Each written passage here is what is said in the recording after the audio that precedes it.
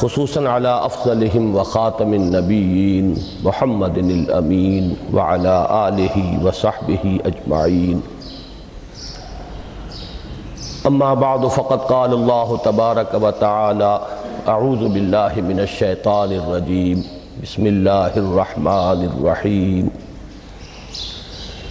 وَلَقَدْ آتَيْنَا لُقْمَانَ الْحِكْمَةَ أَنِ اشْكُرْ لِلَّهِ وَمَنْ يَشْكُرْ فَإِنَّمَا يَشْكُرُ لِنَفْسِهِ وَمَنْ كَفَرَ فَإِنَّ اللَّهَ غَنِيٌّ حَمِيدٌ. وَإِذْ قَالَ لُقْمَانُ لِابْنِهِ وَهُوَ يَعِظُهُ يَا بُنَيَّ لَا تُشْرِكْ بِاللَّهِ إِنَّ الشِّرْكَ لَظُلْمٌ عَظِيمٌ إِلَى قَوْلِهِ يَا بُنَيَّ أَقِمِ الصَّلَاةَ وَأْمُرْ بِالْمَعْرُوفِ وَانْهَ عَنِ الْمُنْكَرِ وَاصْبِرْ عَلَى مَا أَصَابَكَ إِنَّ ذَلِكَ مِنْ عَزْمِ الْأُمُورِ.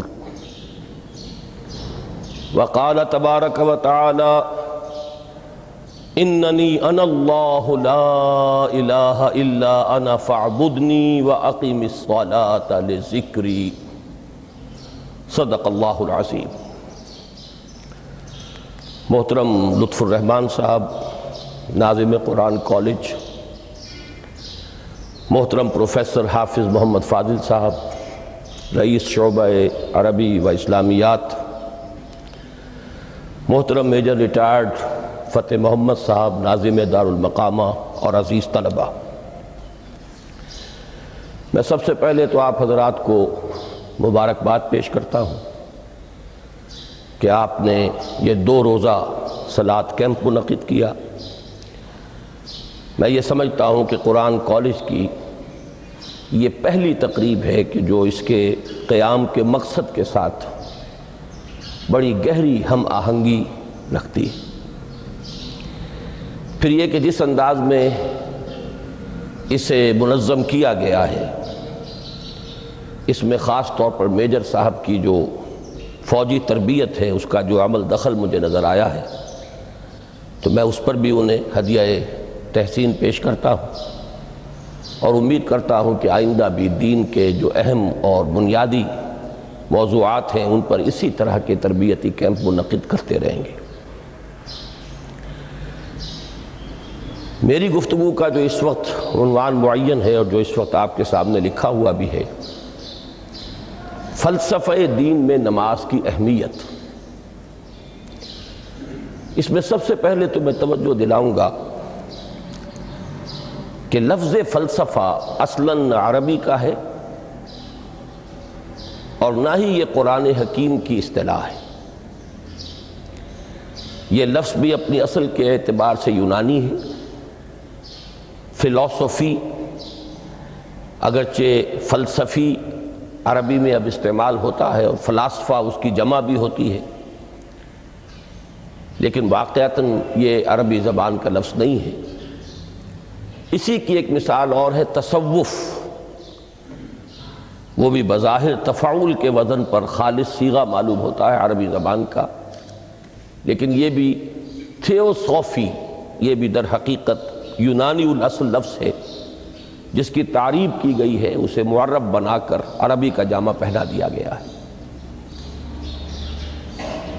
فلسفے سے ہم جس علم یا جس شعبہ علم کو مراد لیتے ہیں، قرآن حکیم کی اصطلاح میں اس کے لیے لفظ حکمت ہے.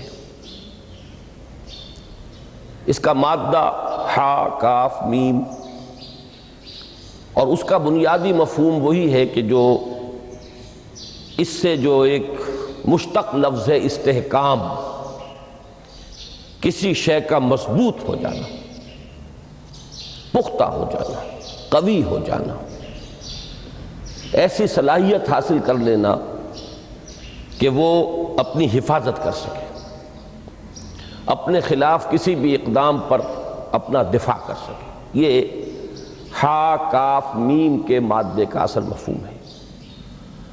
اور حکمت انسان کے فکر اور اس کے شعور کی پختگی کا نام ہے. اس لیے کہ انسان حیوانات سے ممیز کیا گیا ہے اگرچہ مختلف اعتبارات سے، لیکن یہ کہ اس میں سب سے اہم اعتبار یہ ہے کہ یہ حیوان عاقل ہے۔ اسی طریقے سے اسے حیوان ناطق کہا جاتا ہے، اور نطق اور عقل کا بڑا گہرا تعلق ہے اور ربط ہے، دونوں ایک دوسرے سے جڑے ہوئے ہیں۔ تو ہم کہیں گے شعور، عقل سے انسان کو شعور حاصل ہوتا ہے، اور نطق جو ہے اس کی بنیاد، اس کا سورس جو ہے وہ یہی شعور ہے۔ تو انسانی فکر کی پختگی، انسانی شعور کی پختگی، اس کے اندر ایسی صلاحیت کا پیدا ہو جانا کہ وہ حقائق تک رسائی حاصل کر سکے، اس میں اتنی قوت پیدا ہونا کہ وہ صحیح رخ پر، صحیح رخ سے موڑنے والے جتنے محرکات ہیں ان کے مقابلے میں اپنا دفاع کر سکے، یہ حکمت ہے۔ لہذا فلسفہ دین کے بجائے اب آپ اپنے ذہن میں حکمت دین کا لفظ رکھیں، اور اب غور کیجئے کہ حکمت دین میں صلاۃ کے مقام کو سمجھنے کے لیے ہمیں یہاں سے ابتدا کرنی چاہیے کہ حکمت دین کا سب سے بنیادی مسئلہ کون سا ہے۔ حکمت دین کا سب سے اہم، سب سے بنیادی، اولین مسئلہ معرفت خداوندی ہے۔ انسان اپنے رب کو پہچانے، اور رب کو پہچان کر اپنے فطری جذبہ تشکر کو اس کی ذات سے وابستہ کر دیں۔ یہ فطری جذبہ تشکر بھی آپ سمجھ لیجئے کہ یہ بھی نہ صرف انسان بلکہ حیوانات کا بھی خاصہ ہے،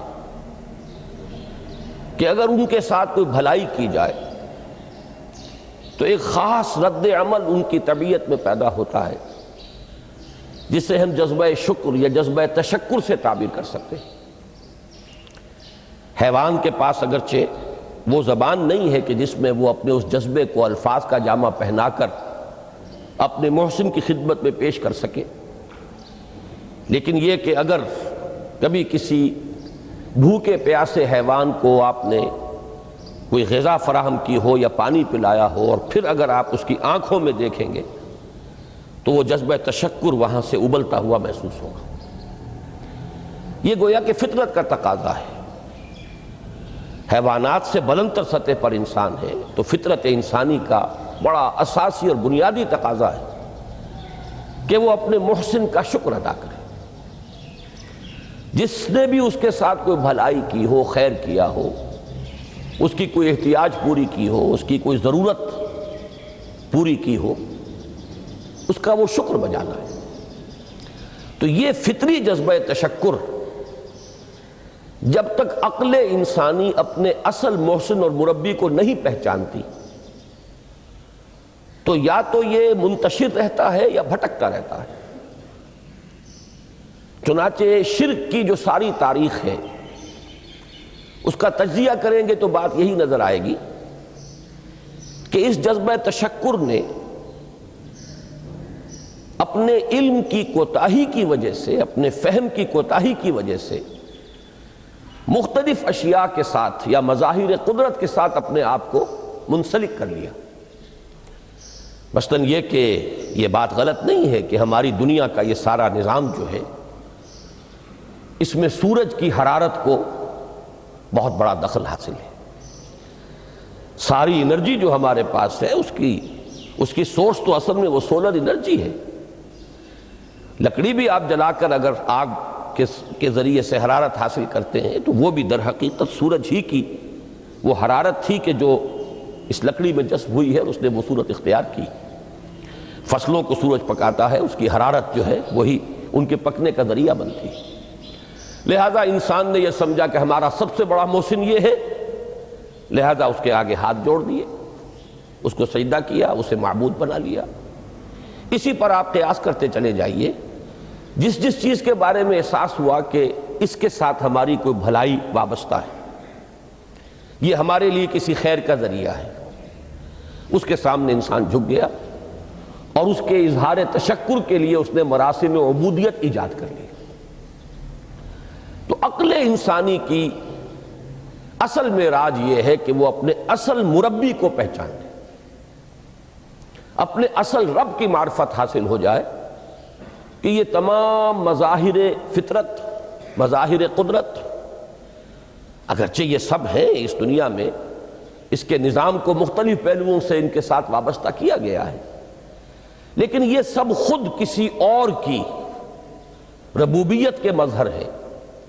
کوئی اور ہے جو ان سب کا خالق ہے، کوئی اور ہے کہ جس نے ان کے لیے یہ سارا نظام بنایا ہے۔ تو ایک ہی چھلانگ میں انسان پھر وہاں پہنچتا ہے اور اپنے اصل رب اور مربی کو پہچان کر اب اپنے پورے جذبہ تشکر کو اس کی ذات کے ساتھ منسلک کر دیتا ہے۔ یہ میں نے خلاصہ عرض کیا آپ کے سامنے سورہ لقمان کے دوسرے رکوع کی اس پہلی آیت کا، جس میں اللہ تعالیٰ نے حضرت لقمان کے حوالے سے حکمت اور حکمت کا جو منطقی اور لازمی نتیجہ ہے، دونوں چیزوں کو بیان کر دیا۔ وَلَقَدْ آتَيْنَا لُقْمَانَ الْحِكْمَةَ أَنِ اشْكُرْ لِلَّهِ، ہم نے لقمان کو حکمت عطا کی کہ کر شکر اللہ کا۔ فطرت سلیمہ کا تقاضا شکر، محسن کے لیے، مربی کے لیے، اور عقل کی معراج اپنے اصل محسن اور مربی کو پہچان لینا، اسی کا نام حکمت ہے۔ حکمت عقل صحیح اور فطرت سلیمہ کے امتزاج سے وجود میں آتی ہے، جس کا نتیجہ شکر رب ہے یا معرفت رب۔ تو یوں سمجھئے کہ حکمت دین کا اساسی مسئلہ یہ، باقی سارے مسائل اب یہیں سے آگے چلیں گے۔ اس کے لیے یہ بات اگر آپ نے منتخب نصاب کے وہ اسباق پڑھ لیے ہوں تو یہ چیزیں سامنے آ چکی ہوں گی کہ اس کے لیے قرآن کا اسلوب یہ ہے کہ آیات کے حوالے سے انسان کے اندر معرفت رب کو جگایا جاتا ہے۔ میں نے جگانے کا لفظ استعمال کیا ہے کہ قرآن کی حکمت یہ ہے کہ رب کی معرفت فطرت انسانی میں موجود ہے لیکن سوئی ہوئی ہے، ڈورمنٹ ہے، اسے جگانا ہے، اسے ایکٹیویٹ کرنا ہے۔ اس کے لیے آیات آفاقی، ان فی خلق السماوات والارض واختلاف اللیل والنہار والفلک التی تجری فی البحر بما ينفع الناس الی آخر الآیہ۔ اسی طرح آیات انفسی، وفی انفسکم افلا تبصرون، سنریہم آیاتنا فی الآفاق وفی انفسہم حتی یتبین لہم انہ الحق۔ لیکن ان آیات آفاقیہ کی طرف بھی صحیح نقطہ نظر سے متوجہ کرنے کے لیے اور انسان کے اندر کی اس سوئی ہوئی معرفت رب کو جگانے کے لیے سب سے زیادہ مؤثر آیات قرآنیہ ہیں، چونکہ یہ فطرت انسانی کے اندر کی ایک شے کو جگانے والی ہیں۔ یہی وجہ ہے کہ قرآن مجید اپنے آپ کو کہیں الذکر کہتا ہے، کہیں ذکرہ، کہیں تذکرہ۔ یہ تو یاد دہانی ہے، تمہارے اپنے اندر معرفت رب موجود تھی یا موجود ہے، لیکن یا تمہیں اس کا شعور نہ تھا، وہ تمہارے شعور کی سطح پر نہیں آئی تھی، یا یہ کہ آئی تھی لیکن پھر تم اسے بھول گئے ہو، ذہول کے پردے پڑ گئے۔ جیسا کہ علامہ اقبال نے کہا کہ کافر کی یہ پہچان کے آفاق میں گم ہے، تم پھر گم ہو گئے ہو۔ لہذا اس کو اجاگر کرنے کے لیے، تازہ کرنے کے لیے یہ آیات قرآنیہ ہیں، ان اندھیروں سے، گمشدگی کے اندھیروں سے نکالنے کے لیے، معرفت کی روشنی میں لانے کے لیے یہ آیات مبارکہ ہے۔ هو الذی ينزل على عبده آیات بینات لیخرجکم من الظلمات الی النور، اندھیروں سے نکال کر روشنی میں لانے کے لیے اللہ نے اپنے بندے پر صلی اللہ علیہ وسلم یہ آیات بینات نازل کی ہیں۔ لیکن اب اس سے اگلا قدم ہے، اور اصل میں وہ ہے جو میری گفتگو کا موضوع ہے اس وقت۔ اس کے لیے یہ تمہید ضروری تھی کہ حکمت قرآن کا اور حکمت دین کا اولین، اہم ترین، سب سے اساسی، سب سے بنیادی مسئلہ ہے معرفت رب۔ اگر اس مرحلے کو انسان طے کر لے اللہ کے فضل و کرم سے، اسے اللہ کی معرفت بھی حاصل ہو جائے اور اس پر ایمان بھی میسر آ جائے، تو اب اس کے سامنے تین مسئلے اور ہیں، ان کو اچھی طرح آئیڈینٹیفائی کیجئے۔ پہلا مسئلہ یہ ہے کہ اس کی فکر صحیح مزید پیش قدمی کرے، آگے بڑھے۔ یہ تو اس کا سٹارٹنگ پوائنٹ تھا، رب کو پہچان لینا۔ ابھی تو اس سے آگے بڑھ کر اس فکر صحیح کو، بڑی بلندیوں کو چھونا ہے۔ جیسے کہ کلمہ طیبہ کی تمثیل بیان کی گئی قرآن مجید میں، کَشَجَرَةٍ طَیِّبَةٍ أَصْلُهَا ثَابِتٌ وَفَرْعُهَا فِي السَّمَاءِ۔ تو فکر انسانی کے لیے وہ اصل ثابت جمی ہوئی جڑ جو ہے وہ تو ہے معرفت رب، لیکن اب یہ فکر ترقی کرے گی، یہ نشو و نما پائے گی، یہ آگے بڑھے گی، اس کی شاخیں یہ آسمانوں سے بات کریں گی، آسمانوں کی بلندیوں کو چھوئیں گی۔ تو سب سے پہلا مسئلہ ہے فکر صحیح کی مزید پیش رفت، پیش قدمی۔ دوسرا مسئلہ انسان کا بہت بنیادی، عمل کی درستی، صحیح عمل۔ انسان اپنے نفس امارہ سے مغلوب ہو کر یا جذبات کی رو میں بہہ کر یا ماحول کے اثرات سے مرعوب ہو کر وہ کسی غلط رخ پر نہ پڑ جائے، تو اس کے عمل کو درست رکھنے کے لیے کوئی اسے سہارا درکار ہے۔ اور تیسری ضرورت اس کی، یہ میرے نزدیک اس دور میں سب سے زیادہ نگاہوں سے اوجھل ہو چکی ہے، یہاں تک کہ ہمارے بہت سے دینی حلقے بھی، خاص طور پر جو ریلیجس ایکٹیوسٹ شمار ہوتے ہیں، جو دین کی احیائی جد و جہد میں مصروف نظر آتے ہیں، تجدید دین، احیاء دین، غلبہ دین، اقامت دین، ان کی بھی ایک بہت بڑی محرومی ہے کہ وہ ایک تیسرے گوشے کو تقریباً نظر انداز کر رہے ہیں، اور وہ ہے روحانی ترقی۔ اس لیے کہ انسان کی اصل عظمت کی بنیاد تو وہ روح ہے جو اس میں پھونکی گئی، وَنَفَخْتُ فِيهِ مِن رُوحِي، جس کا تعلق ذات باری تعالیٰ کے ساتھ ہے۔ کم سے کم یہ تو ہر شخص مانے گا، کوئی بڑے سے بڑا ریشنلسٹ اور روحانیت کا منکر شخص وہ بھی یہ تو ماننے پر مجبور ہے کہ اللہ تعالیٰ نے اس کی جو نسبت اپنی طرف فرمائی ہے، روحی، اس میں در حقیقت انسانی روح کی عظمت اور اس کی شرافت، اس کی بلندی اور اس کی بزرگی کی طرف اشارہ ہے۔ بہرحال اس کی ترقی، فکر صحیح کی ترقی۔ نمبر 2، عمل کی درستی، اس میں افراط و تفریط نہ ہو، اس میں انسان نفس امارہ سے مغلوب ہو کر یا جذبات کی رو میں بہہ کر یا ماحول کے اثرات سے متاثر ہو کر کوئی غلط اور غیر متوازن راستہ اختیار نہ کر لے۔ اور نمبر 3، روحانی ترقی۔ اب ان میں سے پہلی چیز کو لیجئے، فکر صحیح کے مزید ارتقاء اور اس کی مزید پیش قدمی کے لیے قرآن حکیم نے بھی سورہ آل عمران کے آخری رکوع میں ذکر کو سب سے پہلے اور سب سے اہم عامل کی حیثیت سے شمار کیا ہے۔ چنانچہ اس کی پہلی آیت جو ہے سورہ آل عمران کے آخری رکوع کی، اس میں تو وہی مضمون جو میں بیان کر چکا وہ آیا ہے، ان فی خلق السماوات والارض واختلاف اللیل والنہار لآیات لأولی الالباب۔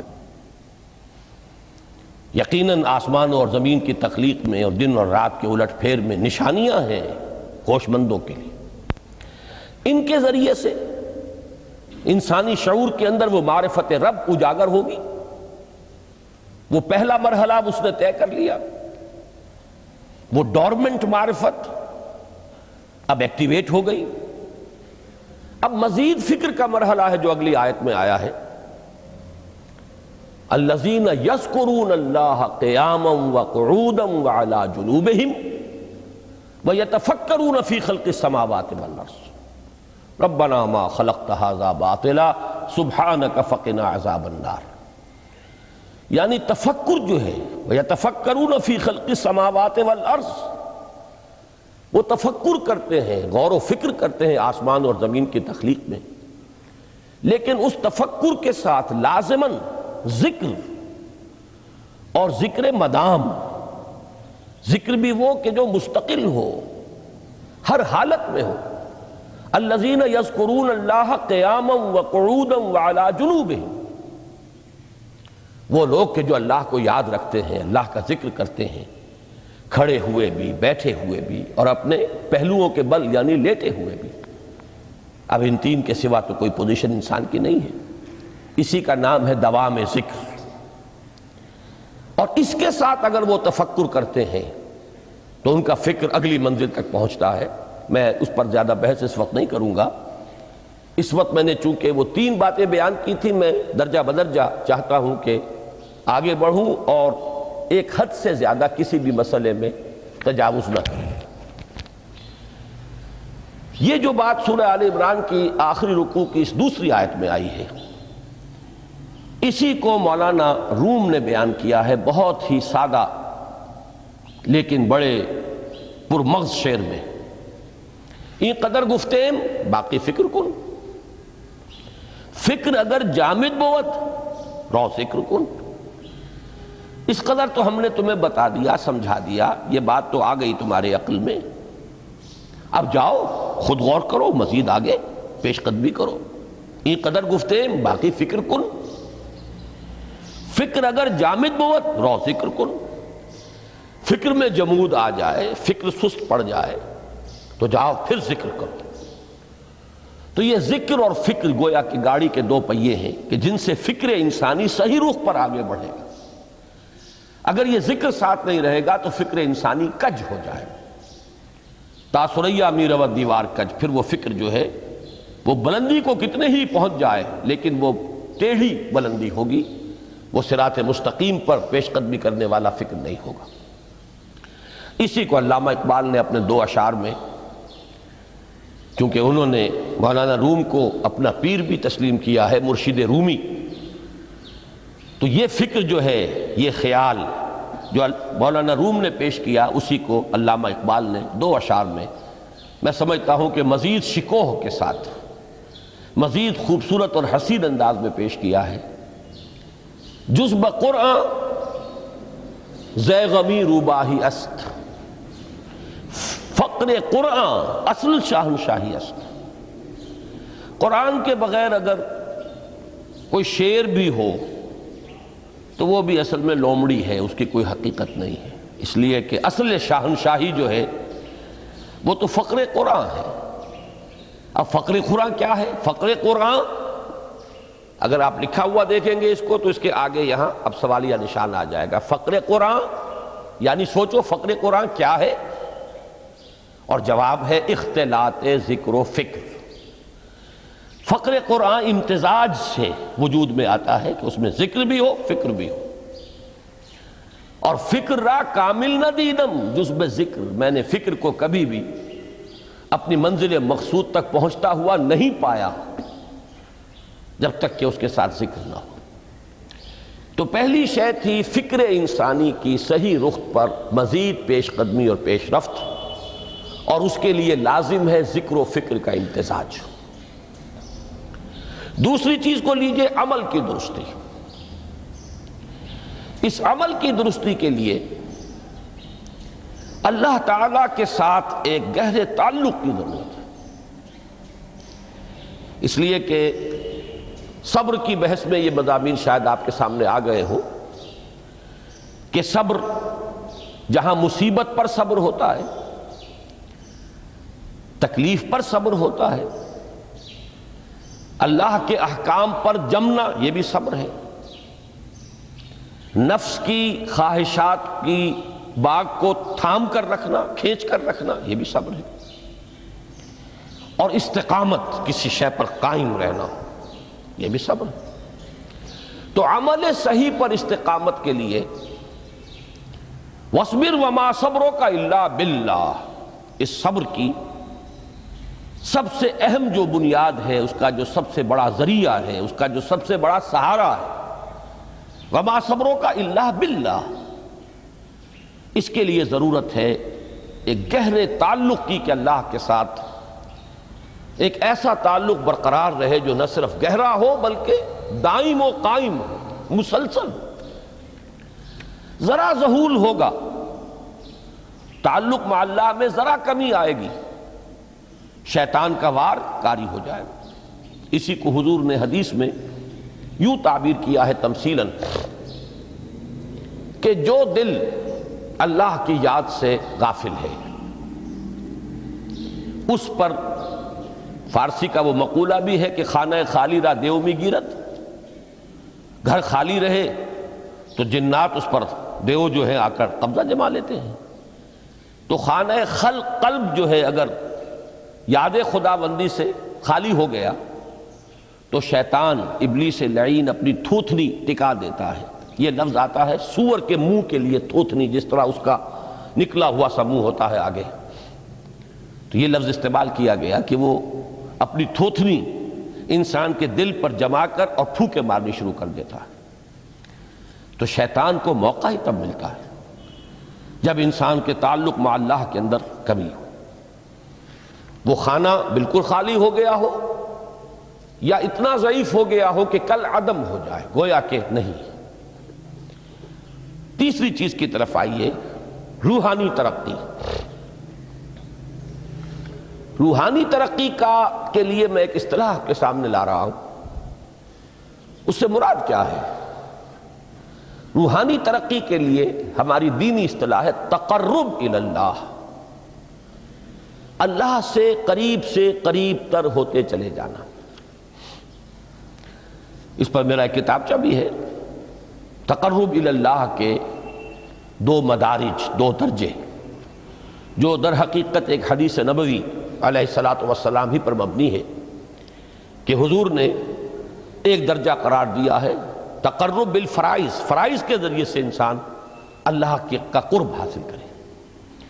ایک ہے تقرب بالنوافل، نوافل کے ذریعے سے اللہ کا قرب حاصل کرے۔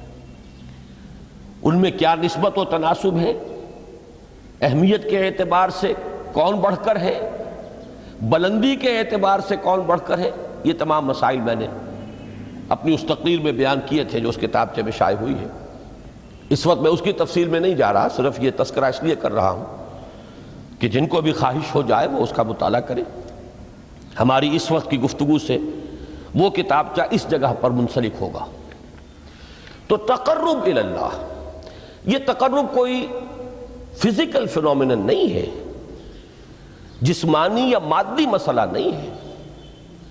اللہ سے قرب یہ نہیں ہے کہ کوئی کروڑوں میل کا فاصلہ ہے، اب ہمیں کوئی رسی پر چڑھنا ہے اوپر بڑی محنت اور مشقت سے۔ فصل تو ہے ہی نہیں، فاصلہ ہے ہی نہیں، بعد ہے ہی نہیں۔ نحن اقرب الیہ من حبل الورید، ہم تو انسان سے اس کی شہرگ سے بھی زیادہ قریب ہیں۔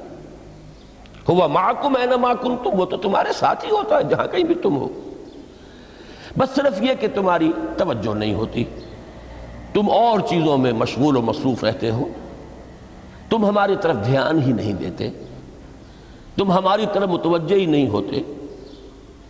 ہم تو مائل بے کرم ہے، کوئی سائل ہی نہیں، راہ دکھلائیں کسے رہنو منزل ہی نہیں۔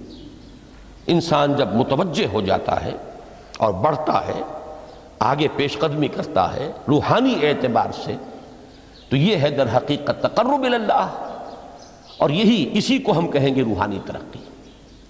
اب ان تین چیزوں کو اگر آپ نے ذہن میں جما لیا، پھر میری بات کی ترتیب اس کو ذہن میں قائم کیجئے۔ ہم چلے کہاں سے کہ دین کے ساتھ اصل مناسبت فلسفے کی نہیں، حکمت کی۔ نمبر 2، حکمت قرآنی کا پہلا اور اہم ترین اور بنیادی مسئلہ معرفت رب کا حصول ہے۔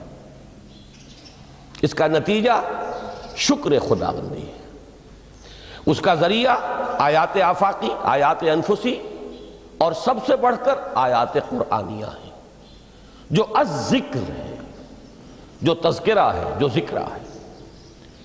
لیکن اس پہلے مرحلے کو اگر کوئی انسان بفضل ہی تعالی، اللہ کے فضل و کرم سے طے کر لے، اب اس کے سامنے تین مسئلے، فکر کی مزید پیش رفت، مزید پیش قدمی صحیح رخ پر، اس کے لیے ذکر اور فکر دونوں کا امتزاج لازمی ہے۔ فقر قرآن اختلاط ذکر و فکر، الذین یذکرون اللہ قیاما وقعودا وعلی جنوبہم ویتفکرون فی خلق السماوات والارض۔ دوسری شے عمل کا درست رہنا، نہ افراط و تفریط ہو، عدم توازن ہو، نہ انسان نفس سے مغلوب ہو جائے، نہ انسان جذبات کی رو میں اندھا ہو جائے، نہ انسان ماحول سے مرعوب ہو کر متاثر ہو جائے، صحیح رخ پر اس کا عمل۔ نمبر 3 روحانی ترقی، جو اصل حاصل ہے، جو اصل مقصود ہے۔ نمبر 2 چیز کے لیے تعلق مع اللہ ضروری، نمبر 3 کے لیے تقرب الی اللہ ضروری۔ اب غور کیجئے، ان تینوں چیزوں کا بڑا گہرا تعلق ہے نماز کے ساتھ۔ ان تینوں کے لیے ستون کی حیثیت نماز کو ہے، لہذا ایمان کے بعد یا معرفت رب کے بعد حکمت دین کا اہم ترین مسئلہ نماز، صلاۃ۔ اس لیے کہ ایک طرف یہ انسان کو اللہ کے ساتھ ایک گہرے تعلق کا ذریعہ فراہم کرتی ہے، اپنے تمام مصروفیات میں سے، ان مشغولیتوں میں جن میں گم ہونے کا خدشہ ہوتا ہے، نکلو۔ 24 گھنٹے کے معمولات میں سے کم 5 مرتبہ تو لازماً نکلو، اور اپنے آپ کو ذرا، اپنے حواس کو بھی، اپنی باطنی کیفیات کو بھی ذرا تازہ کرو۔ اگر کوئی گندگی، نجاست، کسی طرح کی ناپاکی کا کوئی معاملہ ہے، طہارت حاصل کرو۔ طہارت سے تمہارے اندر روح کو بھی بالیدگی ہوگی، تمہارے حواس بھی تازہ ہوں گے، تم گویا کہ بحیثیت کل تمہاری ہستی چاق و چوبند ہو جائے گی۔ وہ کسل، وہ سستیاں، وہ جو ایک کثافتیں ہوتی ہیں، ان سب سے نجات حاصل کرو، اور اب اپنے رب کے حضور میں کھڑے ہو جاؤ، اس کے ساتھ اپنا عہد بھی تازہ کرو، اس کی اہم صفات کو بھی اپنے ذہن میں پھر مستحضر کرو۔ یہی وجہ ہے، دیکھیے میں نے جو آیات آپ کو شروع میں سنائی تھی، سورہ لقمان کی 2 آیتیں، پہلی آیت میں اس کا ترجمہ کر چکا، دوسری آیت وَلَقَدْ وَإِذْ قَالَ لُقْمَانُ لِابْنِهِ وَهُوَ يَعِظُهُ يَا بُنَيَّ لَا تُشْرِكْ بِاللَّهِ إِنَّ الشِّرْكَ لَظُلْمٌ عَظِيمٌ۔ اس کے بعد درمیان میں کچھ مضمون آ کر پھر وہ آیہ مبارکہ آئی، یا بنی اقم الصلاۃ وامر بالمعروف وانہ عن المنکر واصبر علی ما اصابک۔ گویا کہ اہم ترین چیز، بنیادی ترین چیز، اللہ کو محض پہچان لینا کافی نہیں ہے، یاد رکھنا ضروری ہے۔ اللہ یاد رہے گا تو فکر صحیح آگے بڑھے گا، اللہ یاد رہے گا اور اس کے ساتھ ایک گہرا تعلق جو ہے برقرار رہے گا تو عمل درست رہے گا۔ بالکل یہی بات سورہ طٰہٰ میں جو پہلی وحی حضرت موسیٰ علیہ السلام پر ہوئی، اور پہلا مخاطبہ ہے، چونکہ حضرت موسیٰ کو یہ انبیاء کرام کے مقدس گروہ میں ایک امتیازی حیثیت حاصل ہے کہ ان سے براہ راست گفتگو ہوئی ہے، اگرچہ صرف ایک پردہ تھا، اوٹ من ورائے حجاب گفتگو ہوئی ہے، لیکن یہ کہ کوئی فرشتے کا درمیانی جو ہے وہ لنک نہیں تھا، براہ راست اللہ تعالیٰ نے حضرت موسیٰ علیہ السلام سے کلام فرمایا۔ کلم اللہ موسیٰ تکلیما، موسیٰ سے تو اللہ نے کلام فرمایا جیسے کہ کلام کیا جاتا ہے۔ تو پہلا مخاطبہ ہے، یہ پہلا مکالمہ ہے، پہلی وحی کہیے، اسی میں یہ الفاظ بھی موجود ہیں، اننی انا اللہ لا الہ الا انا فاعبدنی واقم الصلاۃ لذکری۔ یہ گویا کہ حکمت قرآنی کا ایک بہت بڑا خزانہ ہے یہ آیت مبارکہ، کہ خود حضرت موسیٰ علیہ السلام کو جو ہدایت دی جا رہی ہے، میں ہوں، میں اللہ، اننی انا اللہ لا الہ الا انا، میرے سوا کوئی معبود نہیں، فاعبدنی، بس میری بندگی، میری عبادت، میری پرستش، میری محبت، اس کو اختیار کرو۔ وَأَقِمِ الصَّلَاةَ لِذِكْرِي، اور نماز کو قائم رکھو میری یاد کے لیے۔ بلکہ اسی سلسلہ کلام میں آگے چل کر سورہ طٰہٰ میں آتا ہے، کافی گفت و شنید کے بعد جب حضرت موسیٰ نے کچھ معذرت بھی کی، کچھ دعائیں بھی کی، اللہ نے ایک دعا قبول بھی کی کہ ان کے بھائی کو بھی شریک کر دیا، حضرت ہارون کو بھی۔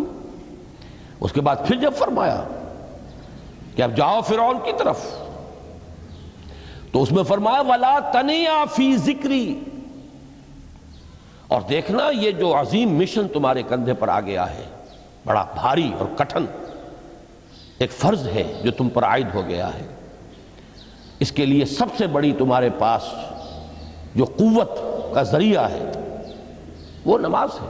اقیم فَلَا تَنِيَا عَنْ ذِكْرِي، میری یاد میں کبھی غفلت نہ کرنا، اس میں کبھی کوئی کمی نہ آنے دینا۔ جیسا کہ میں نے عرض کیا تھا کہ جیسے ہی وہ تعلق جو ہے کمزور پڑتا ہے یا منقطع ہو جائے معاذ اللہ، تو پھر انسان گویا کہ شیطان کے لیے ایک لقمہ تر بن جاتا ہے۔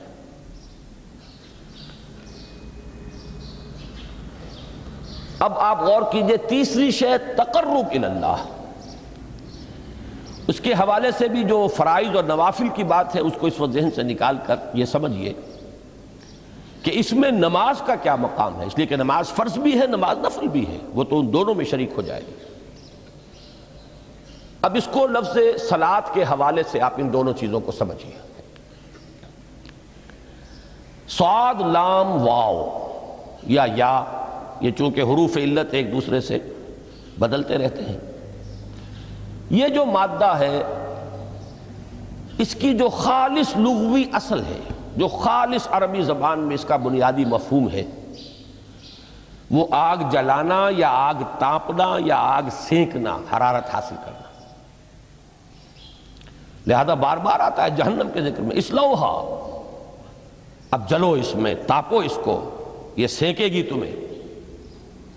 بلکہ تفتلون کا لفظ آیا ہے حضرت موسیٰ کے کلام میں، جب وہ گئے تھے کوہ طور پر، جب پہنچ گئے تو تھے آگ تک کی تلاش میں، لعلکم تستلون، تو اپنے اہل خانہ سے یہی کہا تھا کہ مجھے کہیں وہ روشنی نظر آ رہی ہے، غالباً کوئی وہاں سے آگ مل سکے گی، ورنہ یہ کہ کوئی رہنمائی کو رستہ مجھے مل سکے گا، میں وہ آگ لے آؤں گا، کوئی چنگاری وہاں سے لے آؤں، لعلکم تستلون، تاکہ تم، اب یہ اصطلاح در حقیقت باب افتعال ہے، اور یہ تے یہاں پر توئے کی شکل اختیار کر گئی، تا نے توبن کی صورت اختیار کی صاد کی وجہ سے۔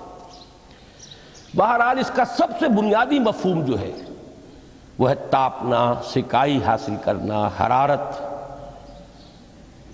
اس کے حوالے سے سمجھ لیجئے کہ سب سے بنیادی تعلق اس کا جو ہے وہ روح کے ساتھ ہے۔ روح میں محبت خداوندی کی آگ اگر ٹھنڈی پڑ گئی ہو، اگر محبت خداوندی کی حرارت میں کمی ہو رہی ہو، تو اس کو اثر نو، جس کو کہ میں آج سوچ رہا تھا تو ایک لفظ ذہن میں آیا کہ جیسے بیٹری اس کو ریچارج کیا جاتا ہے، اسی طریقے سے روح کے اندر محبت خداوندی کی اس حرارت کو اثر نو تازہ کرنا، یہ ہے در حقیقت نماز کا اصل مقصد۔ اس لیے کہ اس لفظ کا بنیادی مفہوم، اصل لغوی مفہوم تو یہ، اگرچہ اس کا سب سے زیادہ کثرت سے جو استعمال ہوتا ہے، اور لفظ صلاۃ جس سے در حقیقت جس تصور پر مبنی ہے وہ ہے اقدام، کسی کی طرف متوجہ ہونا اور پھر دعا۔ صلاۃ کا سب سے قریبی مفہوم لفظی جب بیان کیا جائے گا، اس سے مراد، اس کے معنی، تو دعا اس میں اہم ترین ہے۔ کسی کی طرف توجہ کرنا، مناجات کرنا، گفتگو کرنا، مخاطبہ، مکالمہ، دعا، یہ در حقیقت صلاۃ کا سب سے بڑا اصطلاحی مفہوم ہے۔ لیکن جو اس کا مادہ ہے، صاد لام واو یا صاد لام یا، اس کا اصل مفہوم جو ہے وہ تاپنا، حرارت حاصل کرنا۔ تو ان دونوں کے حوالے سے عرض کر رہا ہوں، وہ تاپنا اور حرارت حاصل کرنا وہ ہے روح کے اعتبار سے۔ وہ جو کہا اقبال نے کہ بجھی عشق کی آگ اندھیر ہے، مسلمان نہیں راہ کا ڈھیر۔ یہ عشق کی آگ جب بجھ جاتی ہے در حقیقت یہی تو انسان کی روحانی موت ہے۔ جب یہ نہ رہے تو چاہے منطق میں بہت انسان ماہر ہو۔ مجھے اقبال کا ایک شعر یاد آیا ہے، تقابل کرتے ہوئے ایک انسان محکوم اور ایک انسان حر، آزاد انسان، ان کی نفسیات میں جو بنیادی فرق علامہ اقبال نے مختلف مواقع پر بیان کیے ہیں۔ محکوم ہے بیگانہ اخلاص و مروت، ہر چند کے منطق کی دلیلوں میں ہے چالاک۔ تو منطق کی دلیلوں میں انسان چالاک ہو جائے اور وہ لغت ہائے حجازی کا وہ ایک خزانہ بن جائے، اسے تمام الفاظ کے معنی یاد ہو، وہ بڑے مسائل فقہ کے اسے ازبر ہو، جزیات بے انتہا جزیات جو ہیں وہ مستحضر ہو، فلسفے کے بڑے بڑے مسئلے اس نے حل کر لیے ہوں، لیکن اگر روح میں وہ اللہ کی محبت کی آگ نہیں ہے، وہ تپش نہیں، بجھی عشق کی آگ اندھیر ہے، مسلمان نہیں راکھ کا ڈھیر۔ اسی کے حوالے سے آج مجھے یاد آیا تھا کہ وہ جو بڑی سادہ سی ایک نظم ہے، اللہ تعالیٰ سے دعا یا رب دل مسلم کو وہ زندہ تمنا دے، اس میں بھی جو الفاظ آئے ہیں، جو روح کو گرما دے اور قلب کو تڑپا دے، یہ ہے اصل جو مقصود ہے نماز کا۔ اور یہی وہ چیز ہے جیسا کہ میں نے عرض کیا تھا کہ نگاہوں سے اوجھل، یہ پہلو سامنے ہے ہی نہیں۔ دوسرا پہلو سامنے ہے اور وہ بھی میرے نزدیک بہت اہم ہے، بہت بنیادی ہے، اس میں کوئی شک نہیں، لیکن یہ ہے بلند ترین منزل کہ تقرب الی اللہ، اس کے لیے در حقیقت یہ کس لیے درکار ہے؟ روح کے اندر عشق کی حرارت اور گرمی تازہ ہو جائے۔ بسا اوقات یہ اندر دب جاتی ہے، جیسے انگارہ ہوتا ہے آگ کا، اس کے اوپر خاک اور راکھ آ جاتی ہے، اندر کچھ ہوتی ہے۔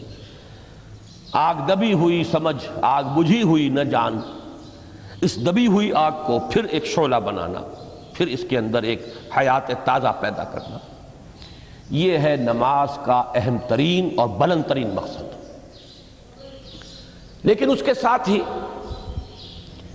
اس نماز میں ذکر ہونا، اس کا یہ ذکر ہے، اور ذکر کی جب میں فہرست بیان کیا کرتا ہوں بہت سے حضرات کے سامنے ہوگا کہ ذکر کا در حقیقت مفہوم ہے استحضار اللہ فی القلب۔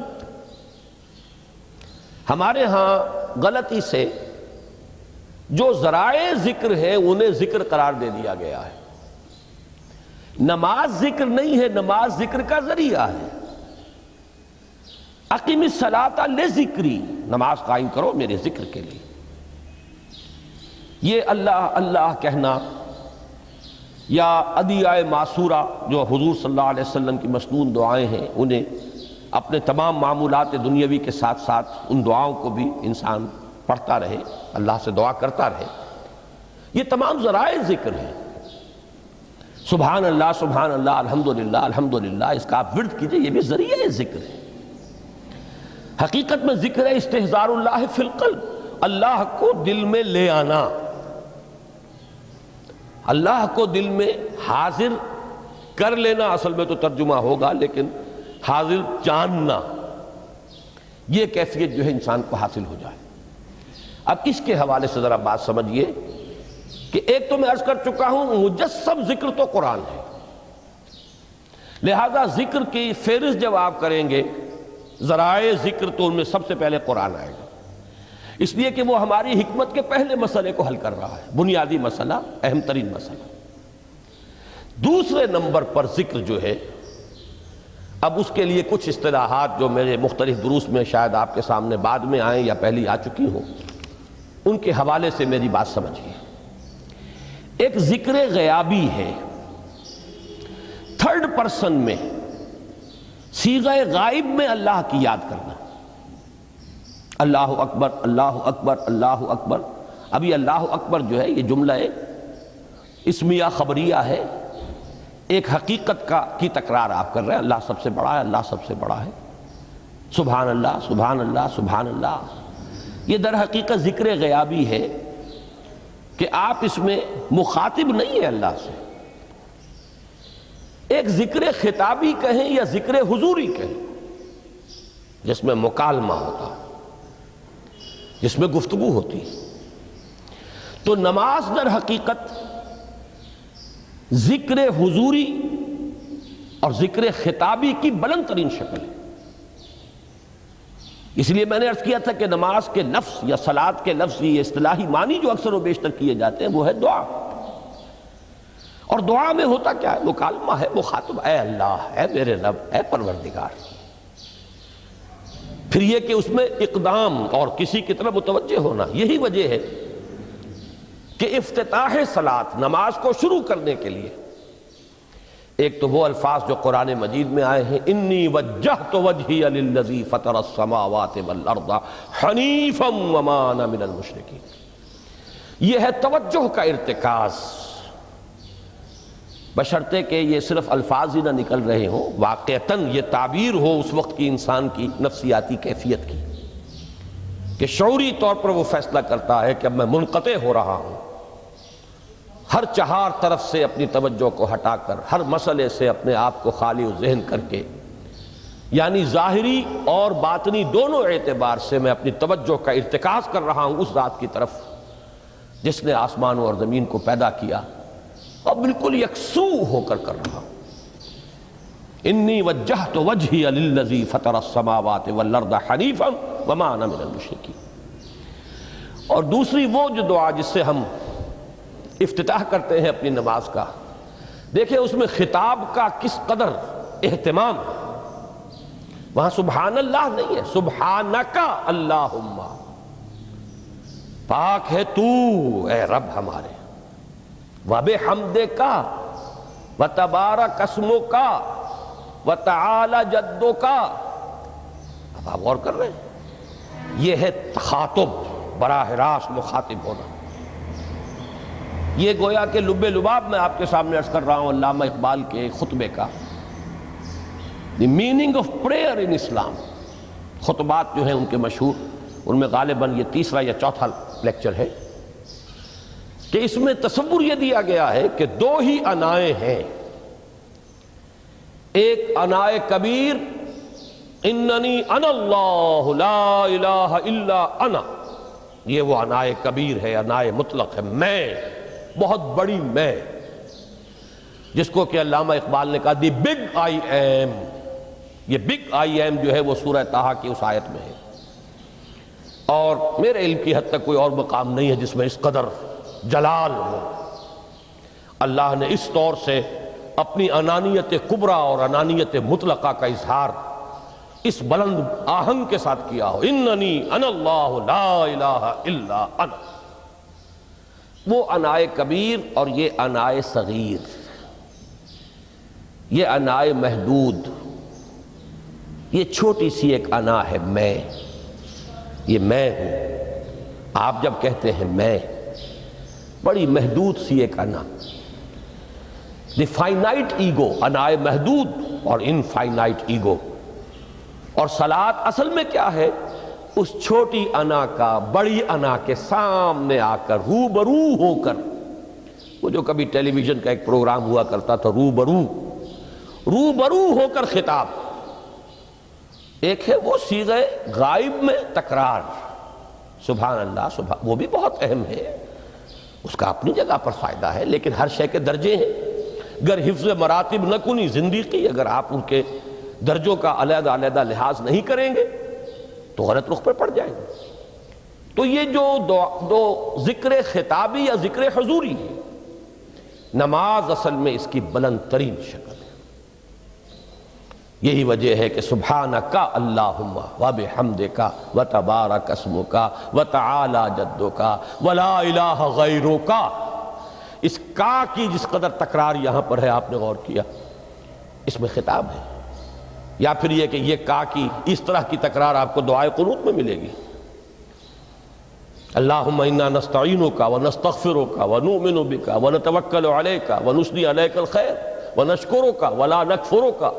اب یہ جو ہے یہ در حقیقت خطاب کا اندازہ ہے کہ براہ راست گفتگو ہو رہی ہے. تو سب سے پہلی بات تو یہ ہوئی کہ ذکر کی ایک شکل ہے ذکر غیابی، دوسری ذکر حضوری، اور ذکر حضوری یا ذکر خطابی کی بلند ترین منزل بلند ترین اس کا ذریعہ نماز ہے۔ اس کو ایک پہلو سے اور سمجھ لیجئے، سورہ فاتحہ جب پھر ہم پڑھتے ہیں جسے الصلاۃ کہا گیا ہے، جو لب لباب ہے، خلاصہ ہے، اس میں پھر تدریجاً غیاب سے حضور کی طرف پیش قدمی ہوتی ہے۔ الحمدللہ رب العالمین الرحمن الرحیم مالک یوم الدین، یہ ذکر غیابی ہے، اس میں ابھی خطاب نہیں آیا، یہ وہی جملہ اسمیہ ہے۔ کل تعریف اس اللہ کے لیے ہے جو تمام جہانوں کا پروردگار ہے، مالک ہے، جو رحمان ہے، رحیم ہے، جزا و سزا کے دن کا مختار و مالک ہے۔ اب یہ غیاب سے حضور کی طرف، ایاک نعبد و ایاک نستعین اہدنا الصراط المستقیم، یہ ہے وہ۔ اب پہلے ایک معاہدہ ہے، ایک اقرار ہے، اعتراف ہے، وعدہ ہے، اور پھر دعا ہے، استدعا ہے۔ یہ ہے غیاب سے حضور کی طرف تدریجاً ارتقاء۔ یہی وجہ ہے، اب نوٹ کر لیجئے، وہ چھوٹی سی حدیث یہ بھولنی نہیں چاہیے، الصلاۃ معراج المومنین، اس لیے کہ مخاطبہ الہی براہ راست حضور کو جو حاصل ہوا وہ معراج میں ہوا ہے، التحیات کا مکالمہ وہی ہوا ہے۔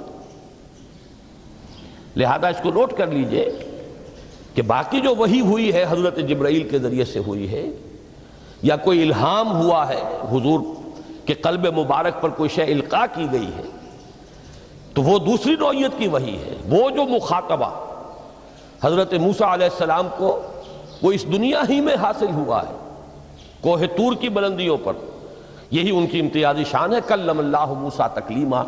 یہ براہ راست مخاطبہ جو ہے یہ حضور صلی اللہ علیہ وسلم کو معراج کی شب یہ آپ کو حاصل ہوا، اور حضور نے اسی لیے نماز کو معراج المومنین قرار دیا، اس لیے کہ اس میں وہی براہ راست مخاطبہ اور مکالمہ اور وہی گفتگو ہے جو ہو رہی ہے۔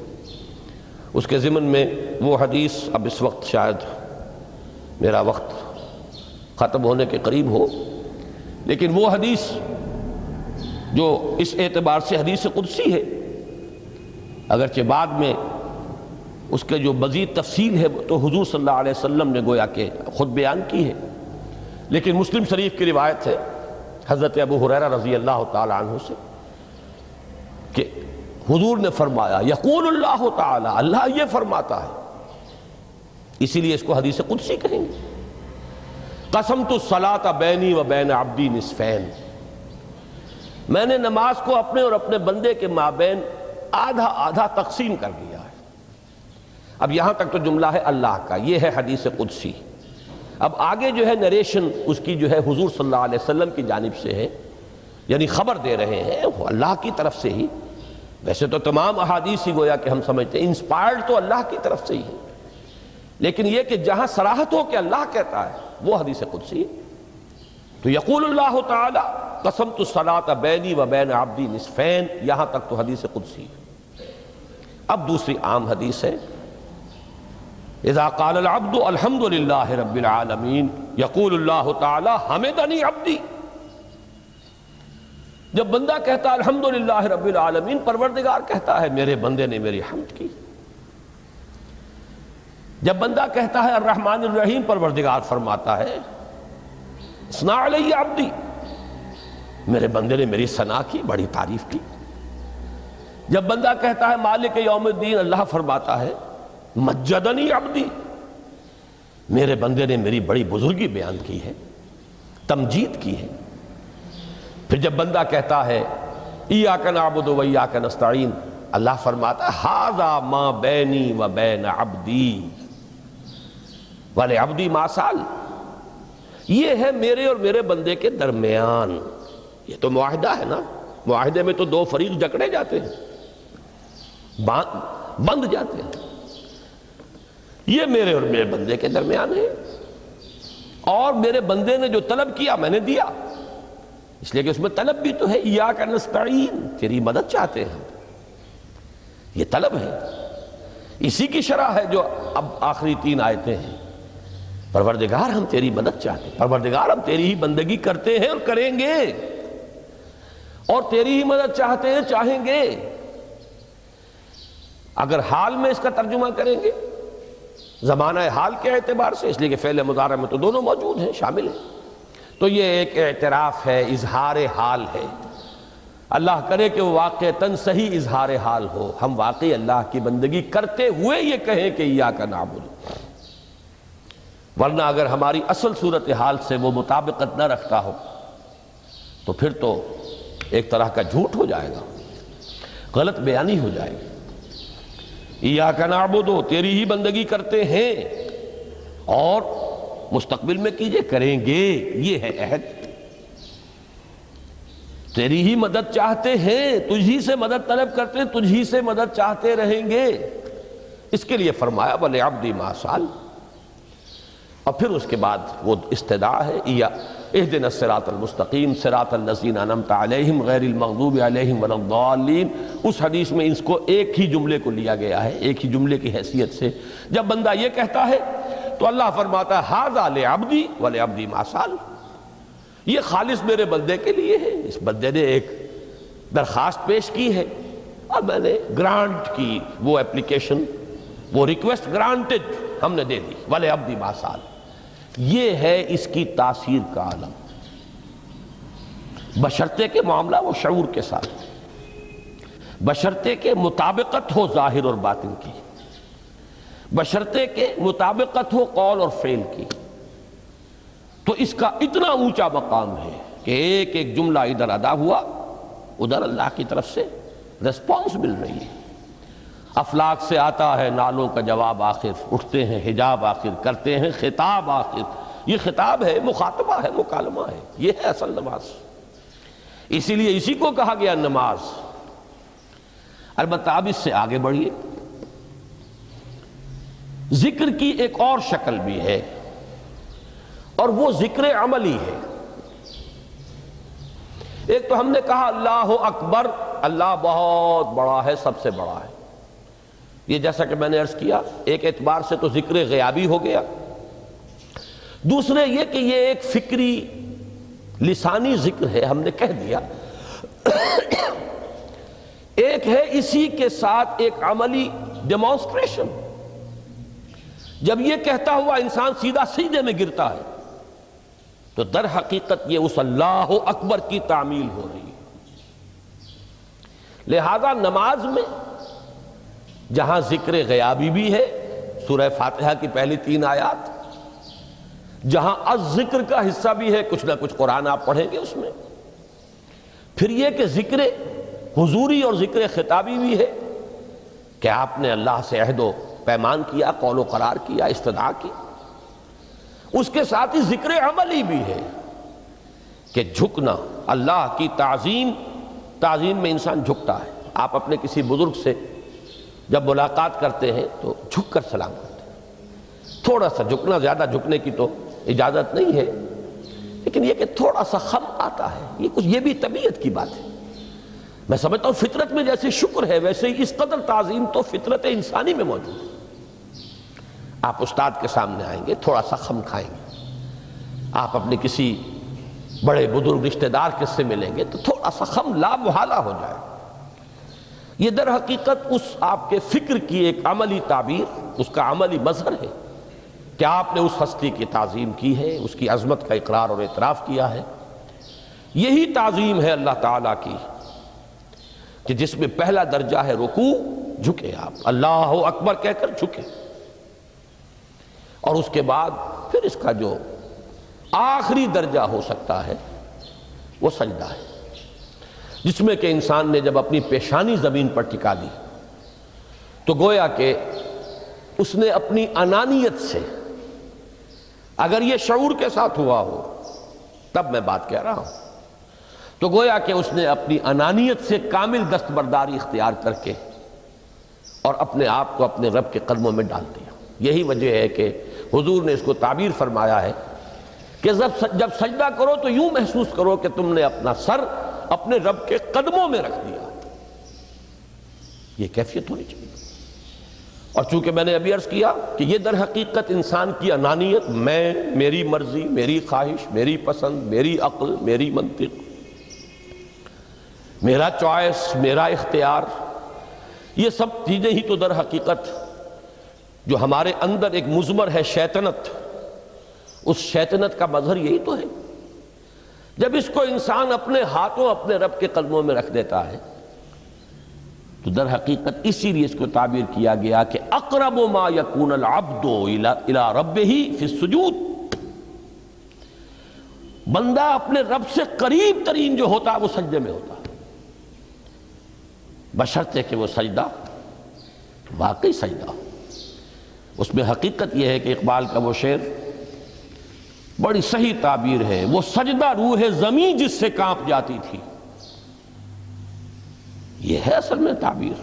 اسی کو آج ترستے ہیں ممبر و محراب، سجدوں پر سجدے اور رکعتوں کے ڈھیر لگ گئے ہوں، اور 17 رکعتیں پوری نماز عشاء کی انسان نے ادا کی ہوں گن گن کر، اور 17 رکعتوں میں آپ کو معلوم ہے 34 تو سجدے ہو ہی گئے، تو سجدوں پر سجدے اور رکعتوں کے ڈھیر، لیکن یہ کہ اگر وہ کیفیت آپ کی صحیح عکاسی نہیں کر رہی ہے آپ کے ذہن کی، آپ کی نفسیاتی کیفیت کی، آپ کی قلبی کیفیت کی، آپ کے شعور کی، تو پھر ٹھیک ہے، ثواب تو ملے گا اس نماز سے بھی، اس لیے کہ ثواب کا نہ ملنا تو ظلم ہوگا، سوائے ایک بات کہ اس میں اگر کوئی ریاکاری ہے، دوسروں کو دکھانے کے لیے نماز پڑھی گئی ہے، تو ریاکاری تو زیرو کے مانند ہے کہ اس سے جو شے ضرب کھاتی ہے زیرو ہو جاتی ہے۔ 1 کروڑ کی تعداد عدد کو آپ زیرو سے ضرب دے زیرو ہو گیا، تو ریاکاری تو زیرو کر دینے والی شے، بلکہ زیرو ہی نہیں کرتی، وہ شرک تک پہنچا دیتی ہے۔ من صلی یرائی فقد اشرکا ومن صام یرائی فقد اشرکا ومن تصدق یرائی فقد اشرکا، جس نے دکھانے کے لیے نماز پڑھی اس نے شرک کیا، جس نے دکھانے کے لیے روزہ رکھا اس نے شرک کیا، جس نے دکھانے کے لیے صدقہ خیرات کیا اس نے شرک کیا۔ لیکن یہ کہ اگر یہ بات نہیں ہے، اگر ریاکاری نہیں ہے، کوئی بدنیتی نہیں ہے، تو ایک شخص نے وقت نکالا ہے، اسی وقت میں وہ اپنا کوئی اور کام کر سکتا تھا، کوئی 2-4 پیسے کما سکتا تھا، کوئی اور دھندا دنیا کا جو ہے کرتا، لہذا اگر وہ نہیں ہے، ریا نہیں ہے، تب اس کا اجر تو لازم ہے، اس نے کچھ نہ کچھ ڈیووٹ کیا ہے، کچھ نہ کچھ سیکریفائس کیا ہے، کچھ نہ کچھ قربانی دی ہے۔ لیکن یہ کہ پھر وہ نماز یہ نہیں ہے، وہ سجدہ روح زمین جس سے کانپ جاتی تھی، اسی کو آج ترستے ہیں ممبر و محراب۔ وہ سجدہ واقعتاً انسان اشرف المخلوقات وہ جب اپنے اس گہرے شعور اور احساس کے ساتھ سر بسجود ہوتا ہے تو یہ ہے اقرب ما یکون العبد الی اللہ فی السجود، قریب ترین جو بندہ ہوتا ہے اللہ سے وہ سجدے کی حالت میں ہوتا ہے۔ یہ میں نے 3 چیزوں کے حوالے سے اب آپ کے سامنے باتیں رکھی ہیں کہ پہلی منزل معرفت رب کا حصول، اللہ پر ایمان اور شکر خداوندی، اس کی لذت کا حاصل ہو جانا۔ اس کے بعد اب 3 ضرورتیں ہیں، فکر صحیح کی مزید پیش قدمی، صحیح رخ پر، اس کے لیے جہاں فکر درکار ہے وہاں ذکر بھی درکار ہے، اور اس ذکر کی جامع ترین صورت نماز ہے۔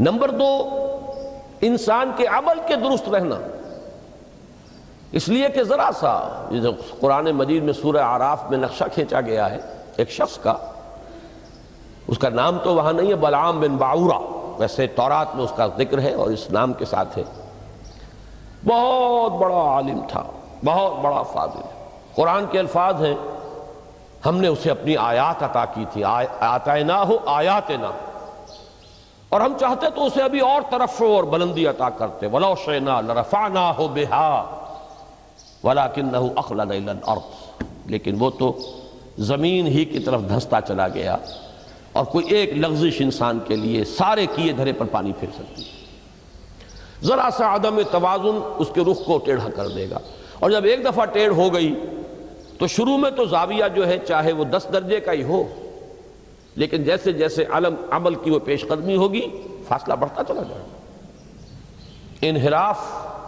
شدید سے شدید تر ہوتا چلا جائے گا۔ اب اس عمل کی درستی کے لیے بھی لازم ہے تعلق مع اللہ، اس تعلق مع اللہ کا بھی سب سے بڑا ذریعہ نماز۔